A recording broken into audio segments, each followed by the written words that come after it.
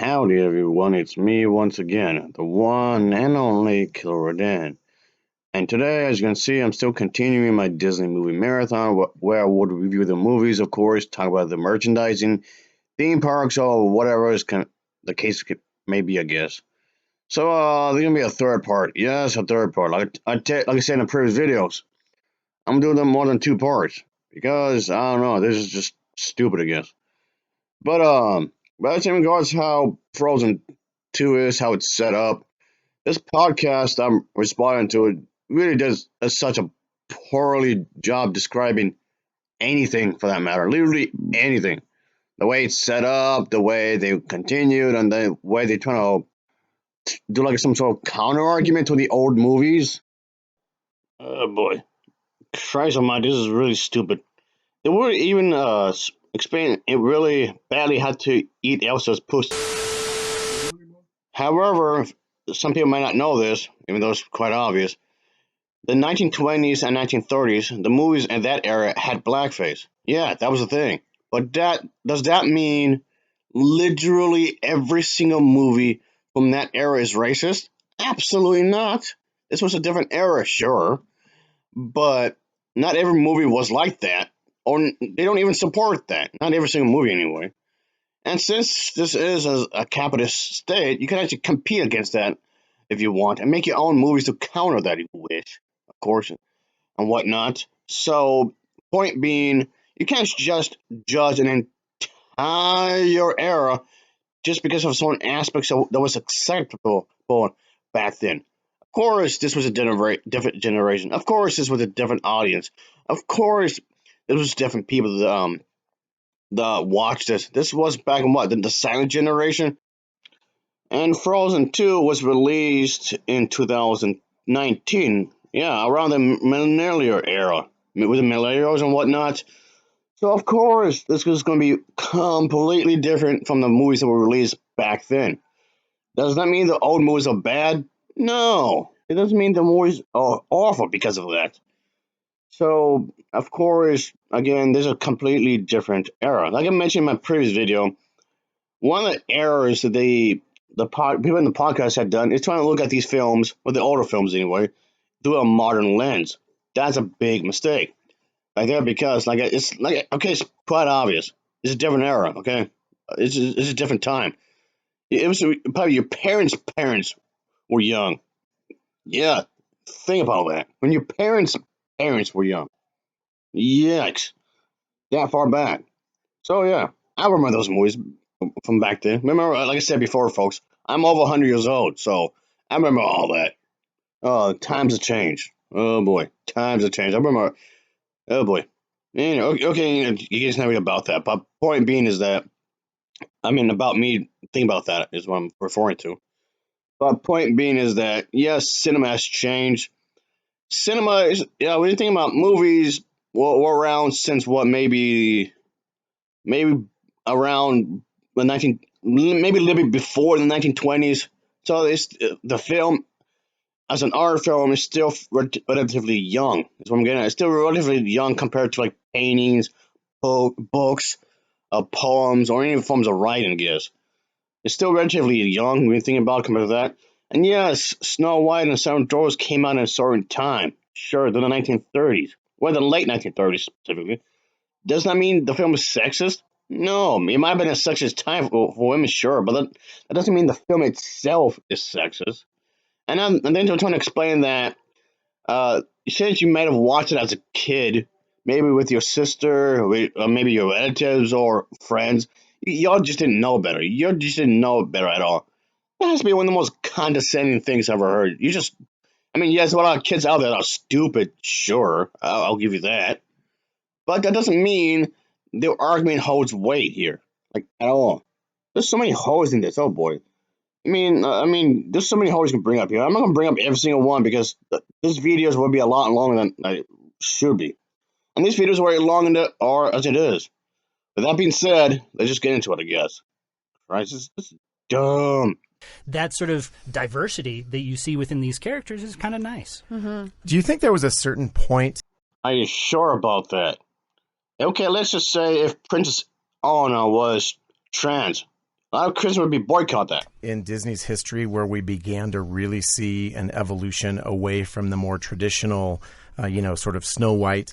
Well, that's a complete lie. He actually went against tradition. He actually allowed women to be in the workplace in animation. Princessy kind of thing to... And just because something was made in a certain period of time doesn't in itself mean it's sexist. What are you talking about? What we have with Anna and Elsa. These characters aren't sexist just because they're princesses. Or just because a lot of people assumed Disney was when he was alive doesn't mean that he was. A lot of this is just based upon rumors. They're part of the government. How is that sexist? Today. Paul, you said something interesting about that. Yeah, no, I would say that In Nigeria, a woman is forbidden to be president. Funny how you don't bring that up whatsoever. for me the line is really Belle from Beauty and the Beast, and the reason why I say that, she still feels very much a typical Disney princess. She has the beautiful gowns, all that kind of stuff, but she's the very first Disney princess who saves the prince. Yeah. She does it in a very traditional way, but she saves the prince, and I think that that's kind of an interesting thing. And really, when we look at the princesses that have followed, the Jasmines, the Tianas, you see a little bit more of what we consider to be strong women in Again, none of you have explained anything. You're just on this false narrative. Yes, Cinderella didn't punch anybody. She didn't have to. She was strong in her own way, and that's fine.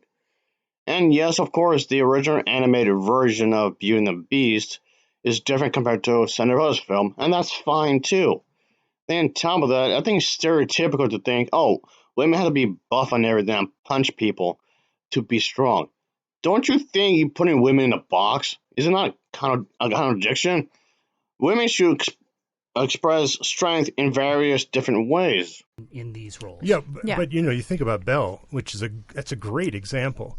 But she was also a person who transformed the character. I mean, you say she saved the prince. Well, she literally transformed him because Cinderella didn't become a psychopath because of the way she was treated. And that's a willpower right there. of who she was. Yeah. Her involvement with him. She didn't go up with a sword to win the day. She used all the gifts that she had as a person and made a difference in this person's life. Okay, what gifts specifically are you talking about from Belle? What did she do to do this transformation?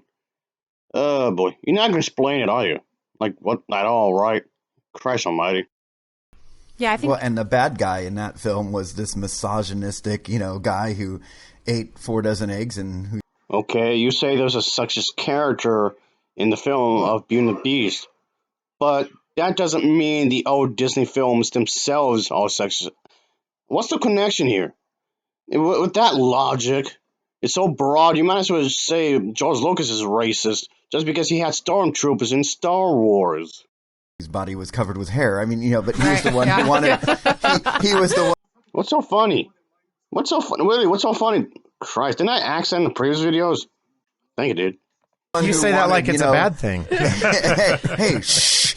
But, he was the one who wanted her to, rub his toes when he was right, done yeah. hunting for the day. Yeah. And it was interesting how that message came out of kind of like, hey, you know what? This isn't necessarily how it's supposed to be. Yeah, I think it's actually kind of exciting because I think you can look at like previous generations as a woman and think, What? Of course the people who made this movie will have different perspectives from those who made Cinderella. You no kidding. No kidding. You think so? Thanks for pointing out the obvious. And, yeah, that still does not mean it's sexist. Alright, it should be pretty obvious right by now. Well, my counter argument towards them is that their definition of what is a sexist is far, far, far too broad here, is what I'm getting at. That doesn't make any sense. How can you put up a proper argument for that? that there's just like one role. People joke all the time about like the woman's roles in the kitchen. What are you talking about? Of course Cinderella was somebody that cooked and cleaned. It was a part of her job description. She was a maid. A maid for other women. And she was being abused emotionally by other women. How has that been dismissed here? I don't get that. And yeah, of course, this individual will say, oh, as a woman, blah, blah, blah, blah. seems highly manipulative because when you think about it, because if you disagree with her, it's going to come off, oh, yeah, you're the sexist one. Come on. Well, okay, that's fine. I'll make food for you, but hopefully I don't poison it. What? And there's this like, Oh, snap. Bitter much? there's just this broader idea that like, Yeah, that goes into the major problem I have with this argument. I guess counter argument, I guess, is way too broad. Just because you think the old films are sexist doesn't mean they are. Like, at all. What are you doing? when you look at something like Tangled and Brave, that it's not just a love story. Fine, don't have a love story. That's fine right there. Spice of Life, variety and all that jazz, however you say it. That still doesn't mean the old princess movies are sexist. It doesn't mean they're bigoted if they had it. You're assuming too much. That's another major complaint here with this podcast. Assuming way too much here. Way too hard. And I think as a young girl, when you have this forced on you that like this love For fuck's sake! These movies are not trying to force you to be a certain way. What are you talking about? Or maybe just because maybe your father was trying to raise you a certain way, or his grandpa, or your uncle, brother, whoever. That doesn't mean these movies are trying to do that. Maybe some of your relatives, maybe, or your male friends, perhaps. But how is that a correlation to the movie? Like Cinderella, for example. How is that connected? How is their attitude going to be a reflection on the movies themselves? I don't get it. This makes no sense. story is the most important thing.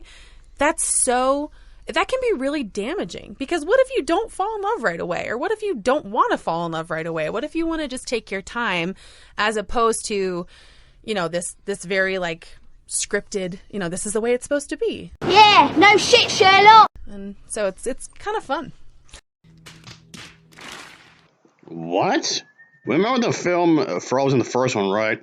Well, Queen Elsa basically gave Princess Anna a scolding because she literally just met Hans. Point being is that, yes, that kind of thing is in the movie, but that doesn't mean this was trying to take a jab towards the older princess movies per se. But the thing, well, Christ, or even how in Brave, the parent, yeah, it's just kind of weird that you can have your own parents want to help you get laid. That's kind of weird when you think about it. Okay, that aside, she fought against tradition and trying to live her own life and whatnot. Of course, you can't you can't be forced into it. Obviously. Of course, as a result, there was some tension between the mother and the daughter characters. And I know a lot of people criticize this movie because a lot of people said Merida was selfish for this. Well, in this context of the situation, it was perfectly justified because her mother was trying to force into something that she didn't want to do. Again, being forced into something. And yeah, from the mother's perspective, she views her daughter in the wrong, while the daughter views what the mother is doing in the wrong. Which I agree, the mother's in the wrong in that. You can't just force somebody to do something. I mean, was Merida completely perfect? No, of course not. She's not perfect. No. You can have a flawed character, but still have a point. That's true. But, okay, again, you have to learn from experience, is what I'm getting. You have to learn from your own personal experience. Make mistakes when you're younger, and so you can grow up and learn from it. That's like the most common, I guess you can say, advice when it comes to relationships. Make mistakes when you're like in middle school or high school, and so when you get older, you're gonna learn from those mistakes. And you can be more aware. This is especially true when it comes to relationships. Make mistakes back then, so that when you get a little older, you'd be more wise. You'd be more aware of what you're doing. But if you start making these kinds of mistakes when you're in your 30s, 40s, 50s, oh no, oh boy, that's like a whole other shebang right there. Or even in your 20s, you're gonna be right like that too. But boy, being in your 20s, 30s, 40s, 20s, 50s, and you start making those mistakes back then, but now in those years, oh boy, yeah. Bottom line, as if it wasn't obvious enough, you have to learn from personal experience. So of course you can't just be forced into certain things. Obviously. No kidding. Yeah, you have to deliberately not do that when you're at that age. When you're much younger, give me a break. Yeah, this is just painfully cringe. Another example I'm gonna bring up is that okay, let's just say that you want to make a game based upon a Japanese culture. One way of doing it is actually going to their country and actually having experiences firsthand.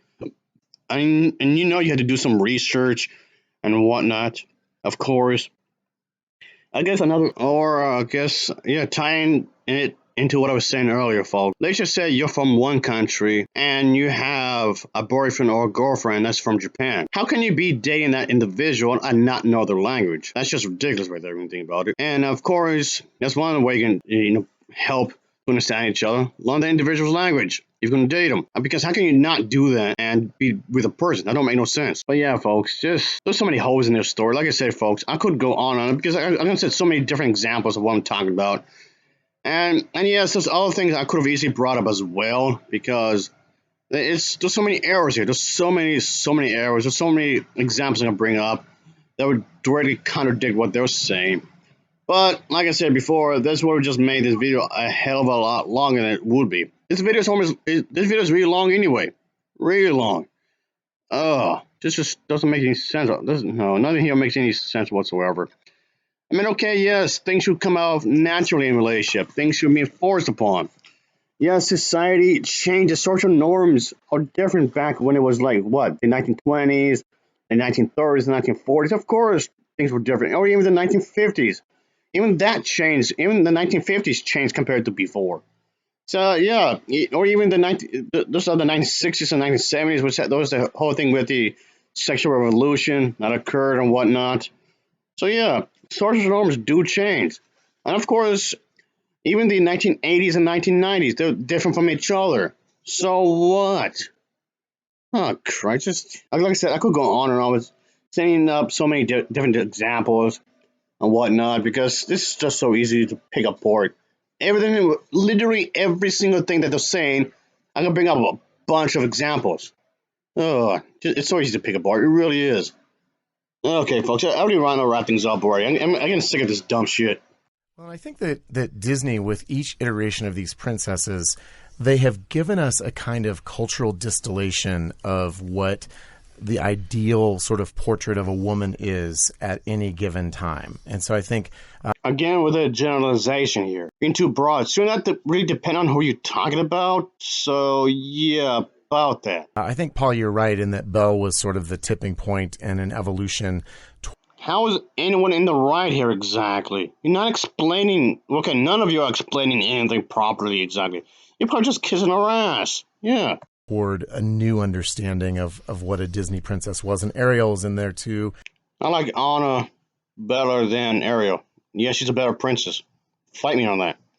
Anyway, but yeah, I believe they just have her on there with this podcast just to get lucky, if you know what I mean. And that's it. As far as I'm concerned, that's the case. Ariel also rescues a guy. I think she might have actually been the first one, although I'm not a Disney princess historian. But I think it's interesting as we think about the influence of these stories. What I think we want to do as parents is to go into these movies and say, what are my kids going to identify with? Right. What is it that's positive? Yeah. Again, yes, these movies changed, but that doesn't mean the old movies are terrible. Christ, didn't I just get to saying that earlier? And is there anything that they're doing that might be a problematic thing? Because I don't think it's a case of, the older ones are bad and the newer ones are good. I think it's a case of each of these princesses reflects where we're at culturally, and there are probably good and perhaps not so good values wrapped up in each of those portrayals. But as you said, it's great. It's great discussion point material. Right. Yeah. Jonathan? Well, and Bob. Not really, like at all. You guys just trying to make me feel bad, feel really guilty if I enjoy these movies. Yeah, guess what? I'm gonna buy these movies brand new just out of sheer spite. Yeah, I'm that pity. Exactly. And what I hope happens is I hope that when we watch these films with our kids, that we can kind of engage them in meaning. Yeah, see, that's the kind of bullshit I'm talking about. Whoever's listening to your podcast, you just want to put on their heartstrings. Oh, the little kids. You gotta help the kids. Gotta help the kids. Gotta help the kids. And there's a good chance that whoever's listening to your podcast may have a kid or two. And yes, in the United States, there's lots and lots and lots and lots of people who do have kids, which in itself is fine. That's not what I'm complaining about here.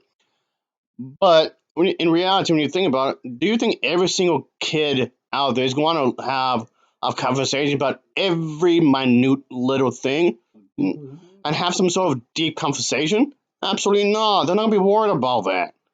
Christ, this is stupid. Yeah, I don't know how they could try to have a meaningful conversation about all this. When in reality, again, this means nothing. None of this means anything. It's about a shower going to get out there and trying to, again, be broad and be deep at the same time, which in itself is just a contradiction. I said this in the other video. It's just, you're just trying to get some, get lucky with the young lady, maybe, I guess. Christ, this is dumb. Meaningful conversation about what this is, and then hopefully eventually the book that hopefully they get their nose stuck in is the script. What are you talking about? No kid is going to want to do that. Whether in your middle school or whatever, no kid will want to do that. Come on. Sure, and I hope that we can get them to God's word so that they see the truth there. Of course, you're going to bring the church up. Of course. You realize that's not the only way to be a meaningful person and whatnot. And your Christians are the same people who got mad at Elsa for being a possible lesbian. What are you talking about? Because that's what we need to do. We need to get them back to God's word. Again, a lot of you Christians wanted to boycott both Frozen films because you were under the impression that Elsa was a lesbian. I mean, she's not, but even if she was, so what? And you just want to control children. Yeah, brainwash them early at a young age. Heaven almighty. And then you Christians complain about the LGBT for supposedly indoctrinating kids. To talk about what the truth actually is. Oh, won't somebody please think of the children? I don't understand and how a lot of you Christians would claim that Disney's been sexist when you can look at the Bible itself. There's so many things within the Bible itself, regardless of which verse you're talking about. And because the thing is that people like them would claim that many wives in the modern day age are rotten to their husband's health because of their grief and stress they cause to their husbands because they're being too rebellious or whatever, and ruin their marriages, of course, and until there's nothing left. And of course, the fact that this is such a subject matter, and of course they're going to bring up sexism. Of course they would. It's a very sensitive subject matter. People have an emotional response to this kind of a thing, and they're trying to use that emotional response to be on their side. When, of course, when you think about it, that is in itself manipulation. And yes, there's sexism in the Bible. I'm showing the quotes right here on screen here, folks. And there's so many of these I can bring up, of course. But yeah, they're trying to say that a good Christian wife has to be Christian, of course. She has to be this Christ-honoring woman who submits to her husband's authority. That a Christian wife hates feminism because she knows it goes against God's word and the way of life, of course, according to them. God himself had created the man to be the head of the household, just like Jesus is the man and the head of society or whatever, and the wife has to submit to her husband and be pretty much servant, I guess you can say. Which sounds ridiculous. Of course, the man has to be the breadwinner, so to speak. As people like him or any other Christians would argue that feminists are clearly teaches the exact opposite of what a good wife should be, of course, according to them. Satan apparently didn't want to take over heaven because apparently Satan wants equal authority to God himself, which of course is supposed to be a reflection towards the fact that how feminism wants to promote equal rights for both genders, as if they're trying to be equal to the man. Women can't be equal to men apparently because men are supposed to be over women and whatnot. So this kind of thing is all over the place. So again, none of this makes any sense. And of course, a lot of people say that it's a tragic that the more modern day women are being rotten, I guess you can say. I was saying a moment ago. They can never be a homemaker, but they can never be a certain way. Of course, they're good, of course. And the Supreme Court is supposedly godless, of course. Of course, what I'm referring to is that women can't be judges. Women can't be cops, women can't be lawyers, women can't be CEOs. Basically anything that would have some sort of authority over men. Just giving them any kind of power, of course, and having a woman as a female president or female politician, all these kinds of things are viewed as a big no-no. Which, yes, of course, is completely ridiculous. It's completely ridiculous when you think about it, but that's how a lot of these Christians think. So I don't know how these individuals are going to try to cut out sexism in Disney when in reality, a lot of what they read is sexism itself. It makes no sense. The original Cinderella is not sexist, okay? You can't convince me otherwise. Debate me all you want. It's not going to work. You're just wasting time. Because everybody else has their theories, but God's word is unchanging. Yeah, and these portrayals of these characters, there's always going to be good and bad. And that's one of the things we do at Plugged In is we try to give, a movie or characters credit for what they get right. And we also try to ask questions about, well, in what ways are they deviating from, what we know to be true scripturally? And even with Frozen 2, to bring us back to where we started. Yeah, one of the problems here is that, one of many, is that they're looking at this way too much into black and white. They're acting as if it's really simple when it's not. Man, there are some terrific things about these characters. There are things that I love about the messages about sacrifice and loyalty and perseverance. But, for anybody who sees it, it gets couched in a magical worldview that really has some problems. Has some issues spiritually, for sure. And I think that that's why, as you say, Jonathan, I think it's so important for parents to be really engaged with their kids, what kids are watching and getting into. It's so important to have those conversations with your children. No, Christ's sake. Again, you just want to have control of the media, but then complain if Disney has a mighty influence. You want the influence to be yours, that's it. Children. And Paul, that brings up a great point. We know that kids today are spending an enormous amount of time engaged in screens of all kinds and really consuming media, whether it's videos, movies, music, television. Well, don't let them watch it. Ultimately, you parents are the very people who are buying the stuff, not them. Christ's sake. We're living in an almost 24/7 media culture. And for that reason, I'm thankful that there are people out there who are really thinking about this and thinking about its significance for our culture, for our kids, for our parenting. And there's a new study out, the 2019 Common Sense. Oh, yeah, that's not gaslighting at all. No. Please gaslight me some more, please. Make me question reality. Maybe my own vision, I guess. Christ. Look at North Korea. They have a really tight grip on what media is, like comic books, novels, music, TV shows, so on and so forth. Even television, documentaries, programs. The Christians want to do this exact same thing. I know. Oh yeah, same thing with the Jehovah's Witnesses as well. They all want to do the same exact thing, like they would do it, of course, which is ridiculous. Then complain about the LGBT community would be doing that. Census, which is really hard to say, media use by tweens and teens. And this is a study that comes out every 5 years, and I know that Jonathan is pretty familiar with it. I think it's rather creepy that you have this obsession with controlling what these princes and queens are supposed to be. That's bizarre. So, Jonathan, tell us a little bit about kind of the backstory on this and maybe some of the top-line findings from this study this time around. I think it's weird also to control what your child would see and do and the tween thing. And I also believe that you guys, all of you, all three of you, I guess, are just cherry picking what you want to talk about. Yeah, no, thanks, Adam. It is one of the key studies. As a matter of fact, when you hear anybody else... I don't know how a lot of Christians will be talking about peace and love and acceptance and all that jazz when they took issue with the Japanese. The vast majority of them don't believe in a Christian God whatsoever, like at all. And there was like the whole bit with the anti-Japanese sentiment a while back. And then trying to talk all kinds of trash about the Disney princess movies.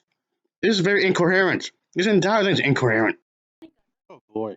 Could you just imagine if the Japanese had actually won the war? I know former President Roosevelt would be pretty damn pissed because he wasn't exactly too keen on the Japanese, and he believed in the same Bible that these people are talking about. And there was a whole concentration camp for the Japanese. I mean, okay, it wasn't as bad as what Hitler did to Jews, sure. But still, that existed for some reason, I guess you can say. Oh, boy. Can we just have a movie where just Godzilla stomps on everybody? when it comes to a Christian church, I'm pretty sure they'll be pretty damn pissed. Ugh. Talking about how much time young people spend. No, you're just trying to control what can be viewed on the movies. That's it. It's all about control. Soaking in entertainment media, they usually will quote this study. Their last one was in 2015. Now this one just came out.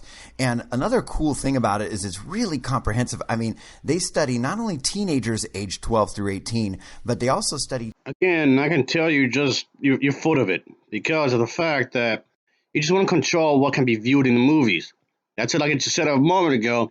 Control, control, control. You just want to be acting like a dictatorship while trying to be all loving. Tweens age 8 through 12, and when you add up all the time they're spending soaking in, watching YouTube videos, listening to music, watching Netflix, on social media. Guess what? Don't let them then. Don't let your child look at any of that because you're the adult here and they're not. Easy peasy. They actually add up all that time and they get a total of here's how much time teenagers spend. Here's how much time tweens spend. Well, you're letting them, first of all. How about don't? Again, this goes into what I just said a moment ago. You're just trying to moderate everything. And one of the shocking things is that number keeps going up. Let me guess. If they were spending that amount of time that you're talking about on church, on the Bible, you wouldn't be complaining, really. Up. For example, teenagers, the number back in 2015 of total amount of entertainment media time was 8 hours and 55 minutes. Again, if they were spending that amount of time studying the Bible, you wouldn't be complaining. You'd be actually all for it. When you add up everything from screen time to listening to music to even reading books for entertainment. Who cares? You're just mad because they're not spending that amount of time on the Bible. That's it. Again, about control. 8 hours and 55 minutes a day on average. Teenager is spending 8 hours on a day reading a book. Maybe a small percentage, maybe, but what are you talking about? Well, now this 2019 report reveals that total for teenagers is actually up to 9 hours. What teenagers? Which teenagers are you talking about? What? And 49 minutes a day of all entertainment media, of which... That just sounds like an exaggeration because a lot of Christians usually would just want to make things a hell lot worse than what they are, really. So, yeah, making it super scary. 7 hours and 22 minutes a day. Okay, so what? They spend quite a bit of time on the TV or on the phone. Allow them to do that. You sound like a boomer. Is screen time. That's a lot of screen time. And what? Okay. Just moving on. This is so stupid. I mean, really. Especially in a climate right now where a lot of mental health experts are recommending. Funny how that you Christians will bring up mental health because you Christians aren't exactly helpful, like at all, when it comes to that kind of a thing, really. No more than a few hours a day of digital media use. Christ. These people can't stay on topic. Like at all, we keep jumping all over the place. It's not very coherent, like I was saying earlier, folks. Not really. That's kind of shocking, and we're sitting there going, What's shocking? Not really. I thought we were talking about mental health a moment ago.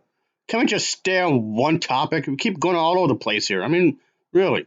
Is this by chance why we're seeing this uptick in a lot of depression, anxiety, etc., when mental health experts are saying... Again with gaslighting. So yeah, blaming the mass media for the depression and whatnot. What? This is really stupid.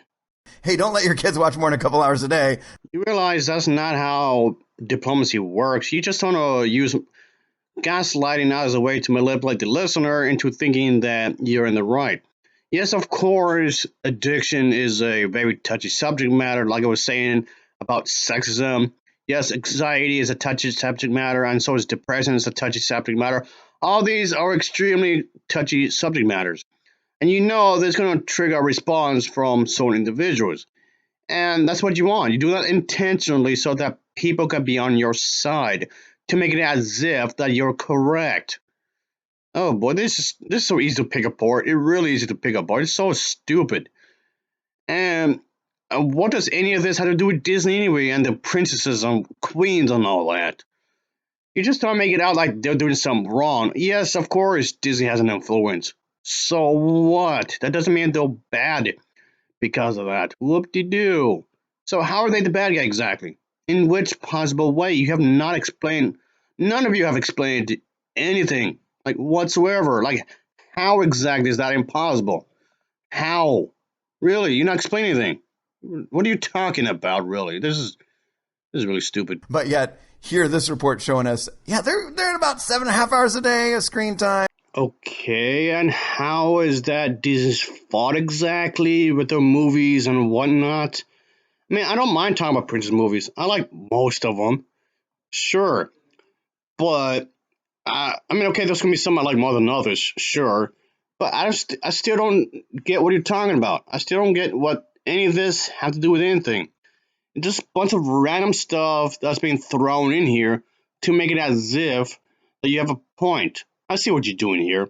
You intentionally trying to throw in a bunch of stuff in here. That's what you're doing, throwing a bunch of stuff to make it as if the listener, whoever's criticizing you anyway, get confused. And if they get confused, you act as if that's the fact that they're confused is somehow supporting what you're doing, because you're going to act as though they have no idea what they're talking about. You're trying to sound deep. You're trying to sound like you, as if you're saying something meaningful. And in reality, you're not. Not really. Almost 10 hours a day of total entertainment media time. Christ almighty. He just keeps rambling on and on and on about nothing. None of this is about anything. Like, at all. Whatsoever. So this is a report worth paying attention to. All right, folks. Yeah, that'll be for now, of course. I'm going to make one more part after this. Yeah, just one more. I'm going to just do one more after this, and that'll be it. I don't feel like doing any more than that. I mean, okay, I feel like I'm already making too many parts as it is, if I'm going to be honest with you, folks. But I'll get on the last part of this later. Yeah, the fourth and final part will be done later and just upload it, obviously. Even though I'm already getting sick of all this. None of this makes any sense, like I was saying earlier, as if it wasn't obvious already. And of course, they're just trying to provoke a response from people, just so people can be on their side. Oh yeah, Christians can never do wrong. Christians know what they're talking about. Christians always do something sweet and caring. Oh, in the name of Jesus and whatnot. Then as if they're higher than holy kind of, attitude, I guess. They can't do no wrong at all. They know what they're talking about. I don't think they actually studied anything. I don't think they brought some sort of stuff they apparently studied for, which I highly doubt, because they just glanced over a lot of stuff. A lot of stuff was glanced over, because of course it was. All right, folks. Like I said, I'll just make the fourth and last part later. Because I'm so sick of this. I'm so sick of all of this. It's so damn stupid. Later, folks.